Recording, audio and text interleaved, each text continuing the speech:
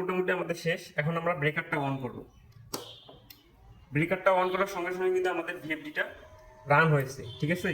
তো এখন আমরা আমাদের মোটরের ফ্রিকোয়েন্সি অনুযায়ী আমরা আগে ফ্রিকোয়েন্সিটা সিলেক্ট করব।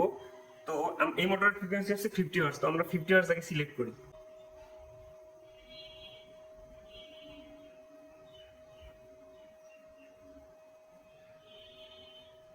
ওকে, আমরা 50 হার্টজ সিলেক্ট করলাম। এখন রান করার সঙ্গে সঙ্গে আমাদের মোটরটা কিন্তু রান হবে, ঠিক আছে। রান বাটনে প্রেস করলে আমাদের মোটরটা রান হচ্ছে।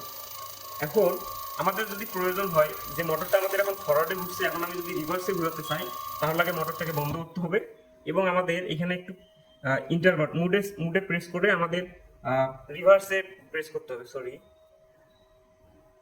এই যে ফরওয়ার্ড, এখন ছিল আমাদের ফরওয়ার্ড, এখন আমরা রিভার্সে সিলেক্ট করে আমরা যদি ইন্টার প্রেস করি, এখন রান করলে আমার মোটরটা আবার রিভার্সে ঘুরবে।